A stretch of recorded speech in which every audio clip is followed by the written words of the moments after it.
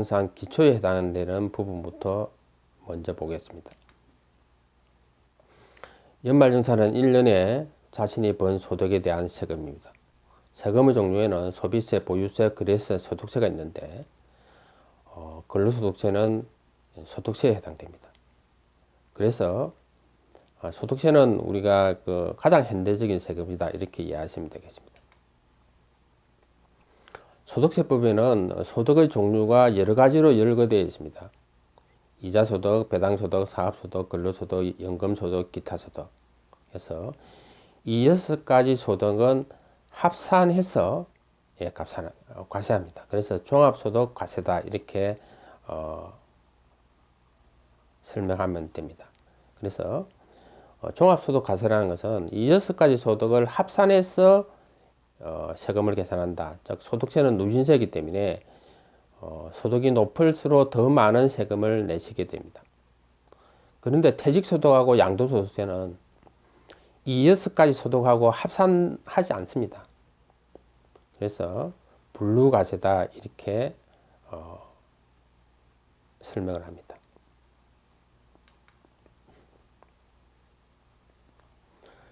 원청징수와 연말정산에 대해서 알아보도록 하겠습니다. 월급 200만원 근로자가 매달 봉급받을 때 19,520원 정도를 원천징수 당합니다. 원천징수라는 것은 세금을 대충 뗀다 이렇게 생각하시면 됩니다. 대충 매달 떼고 연말에 자신의 정확한 연봉하고 가족관계 그리고 소비를 정확하게 계산해서 정확하게 다시 계산한다는 것 자체가 연말정산이죠. 그래서 실제 다시 계산하니까 이 내야 될 진짜 세금인 결정세액이 20만 원이다. 그런데 1년간 원천징수 당한 세금은 23만이다. 그러면 3만 원을 돌려받게 되는 겁니다. 거꾸로 내야 될 세금이 원천징수 세금보다 더 크다면 추가로 납부를 하게 됩니다. 연말정산의 일자의 흐름을 보면은 12월 말일 1일부터 12월 31일, 즉 12월 31일이 납세 의무 성립입니다. 12월 31일자로 시행되는 세법이 적용된다는 겁니다. 그리고 1월 15일 날이 이제 연말정산 간소화 시스템 오픈입니다. 그래서 1월 15일부터 실질적으로 연말정산이 시작된다 이렇게 보면 되죠. 그래서 1월 달에 회사에 이제 연말정산서류를 제출하고 2월 달 급여받을 때 환급 받거나 초과로 납부하게 됩니다. 그리고 회사에서는 3월 10일 날 세금 청구를 합니다.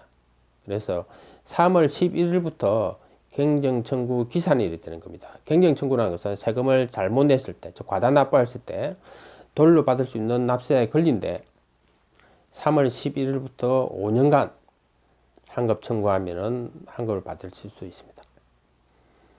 그리고 연말정산 세금은 근로소득세로 소득세의 일종이죠. 그래서 5월 말일 날, 5월 30일 날 납세 의무가 확정됩니다.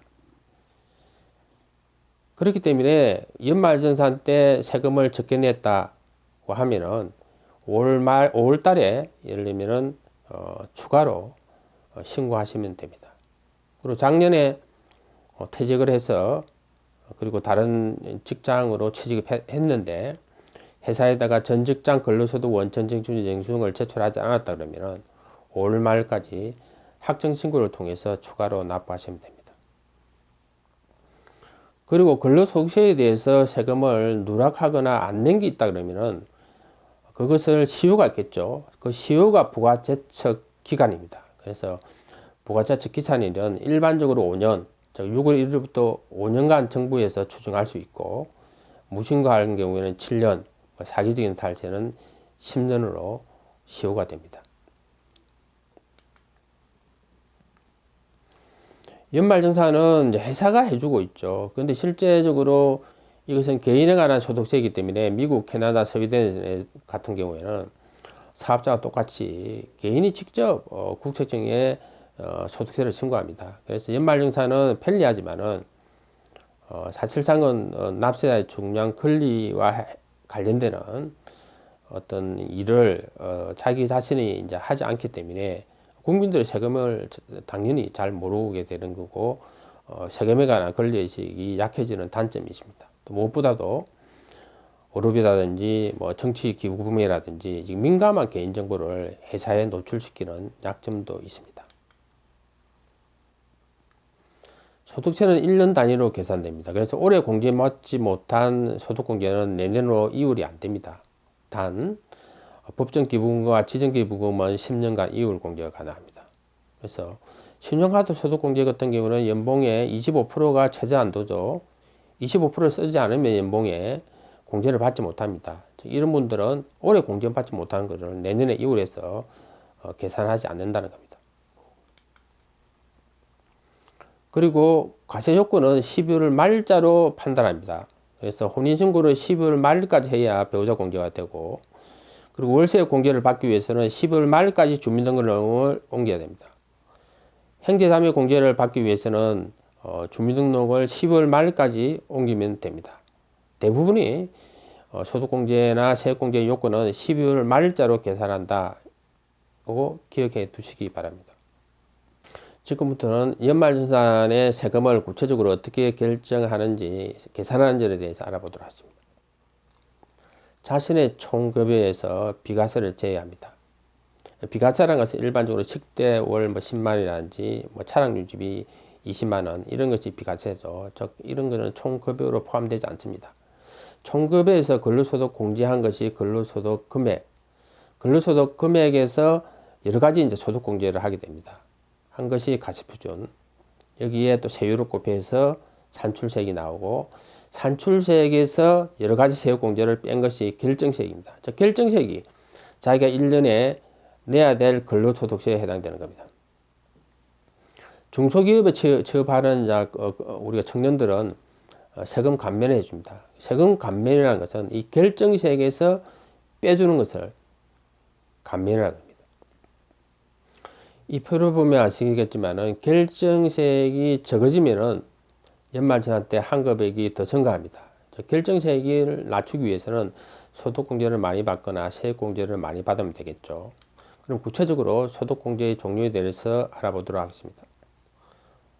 기본공제가 있고, 그리고 추가공제가 있습니다. 부모님이 70세 이상이면 갱년우대공제 100만원이 되고, 그리고 가족 중에서 장애인이 있으면 또 추가적으로 200만원이 공제됩니다. 한부모 공제도 있고 분유사 공제도 있습니다. 그리고 건강보험료나 고용보험료는 전에 우리가 소득공제됩니다. 국민연금도 마찬가지죠. 그리고 주택을 살 때 주택을 저당 잡히고 은행에 금융기관에 이자를 줄 때 이자 상환액 공제, 즉 장기주택 저당 차입금 이자 상환액 공제도 있습니다. 그리고 신용카드 소득공제는 세액공제가 아니고 소득공제입니다. 세금에서 빼주는 세액공제도 여러 가지 종류가 있습니다. 자녀세액공제, 연금계좌 세액공제, 부당사보험료는 100만원을 한도로 공제를 해주죠. 의료비, 교육비, 기부금은 지출액의 보통 15%를 세액공제를 해줍니다. 그리고 월세세액공제는 월세액의 12%, 연봉의 5,500만원 이하자는 12% 공제해주고, 5,500에서 7,000만원 사이는 월세액의 10%가 세액공제를 해주는 것입니다. 단, 연 750만원을 한도로 월세 세액공제를 해줍니다. 소득공제와 세액공제는 한도가 있습니다. 즉 정부 입장에서는 소득공제나 세액공제를 많이 해주면 세수가 감소되기 때문에 신용카드 소득공제 같은 경우는 연봉의 25%가 공제 문턱이고, 의료비 세액공제는 연봉의 3%가 공제 문턱입니다. 그리고 신용카드 소득공제는 최고 한도가 일반적으로 300만원, 그리고 의료비 세액공제는 700만원입니다. 그리고 종교단체 기부금 같은 경우에는 최고 한도가 소득금액의 10%입니다. 연봉이 아닙니다. 총급여가 아니고 총급여에서 근로소득 공제를 뺀 근로소득 금액의 10%가 최고 한도입니다. 납세연명 같이 우리 지정기부금 단체는 한도가 소득금액의 30%죠.